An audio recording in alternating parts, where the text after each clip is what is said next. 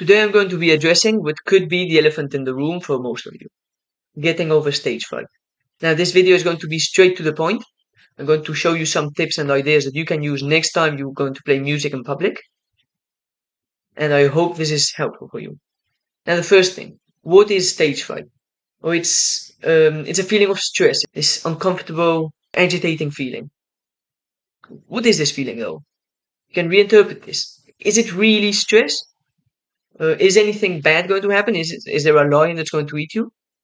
Oh, that's what you could feel. I understand that that's the feeling that you get. You get this feeling because it's something important for you. If you have a lion chasing you and you feel this stress, this agitation, it's because your life is important for you and you want to run away. Stress is just a signal that this is important for you.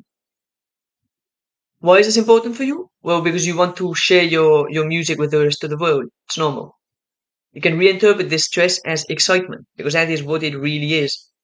I'm not saying this is easy, but this is a mindset change that with time, the more you go out and improvise and you see that it really fulfills you, you will understand that this stress really is just a sign of excitement. Now, that was a mindset tip. Let's get into some behavioral ideas. Breathe, and more specifically, you can use the physiological sigh. I'm going to explain what this is very quickly. So you just take a very deep breath, and when you finish that deep breath, you breathe in a little bit more, and then you let go, and you can do that once or twice. This is an extraordinarily powerful technique to relax and to be able to assess the situation more rationally, more calmly. Visualizations. I'm not going to talk about anything mystic, any magical ideas. This is something that just primes you to perform better and to really be able to get the best of your capabilities. It's simple, you can use this idea in anything in life, but for stage fright, it is particularly useful. What you can do is you close your eyes, you imagine yourself on the stage playing, everything going well, people enjoying what you're playing, and you visualize this in first person. This is very important. You visualize it like there are two ways of visualizing things. Either as a third person viewer, you see yourself, or as a first person, you see the world from your own eyes. You have to visualize in the first person, everything as colorful, as saturated as possible, so that it has a big impact. Now you may ask, why would this be useful? Well, it's just that it's much easier to remind yourself of your goal of invoking emotions in the audience, of playing well, of enjoying the music. You have to feel yourself in your visualizations enjoying your music.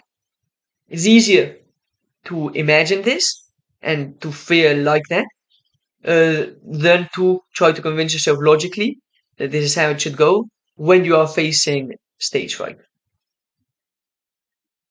Now, another idea could be to have a pre-performance routine. This is something that some people use. You could even do some push-ups straight before going to the stage, and like just keep that idea every single time. Like, so there is this concept in psychology which is called anchoring. It basically means that when you do a certain action, you tend to have a certain result. So if you have this pre-performance routine that you do every single time before performing, when you start accumulating those good performances, you do it before and you can even do it after so that you have that positive reinforcement once the performance has gone well, as it probably will go. This way you will be able to enter a calmer state when you're going to enter your performance. Now these last three techniques were all about entering that state of flow. Now I'm going to get onto the even more practical tips, which are, well, if you're improvising, just improvise slightly under your capabilities. You don't really have to go over the top with your improvisations. If you've practiced a lot, like even what you consider to be 60% of your capabilities will probably be very impressive. So you keep improving when you practice, and that way, even if when you play in public you improvise slightly under your capabilities, it will still be very impressive. Embrace mistakes. Mistakes happen. Even if you're playing jazz, There are no wrong notes. If you play a wrong note, if you're improvising, sometimes you can even keep playing that note. So this may be a really dumb idea. If you're improvising jazz and you make a mistake, make that mistake purposefully again 3 more times, and it won't sound like a mistake. If this isn't possible, well, you can just embrace mistakes. It's part of music. It's human. Humans make mistakes. There's no problem. It's part of the learning process, and it's part of what makes music interesting. Otherwise, you could just have artificial intelligence play music. It wouldn't be that interesting, would it? And now finally, no one even cares.